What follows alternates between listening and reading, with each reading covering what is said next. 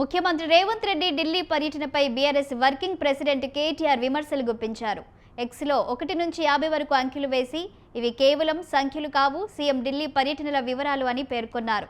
హస్తినా యాత్రలో రేవంత్ రెడ్డి అర్ధశతకం సాధించారని ఎద్దేవా చేశారు.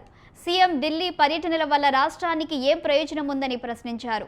20 నెలల పదవి కాలంలో రేవంత్ రెడ్డి 50 సార్లు ఢిల్లీకి వెళ్లారని, తెలంగాణకు సాధించిందేమీ లేదన్నారు.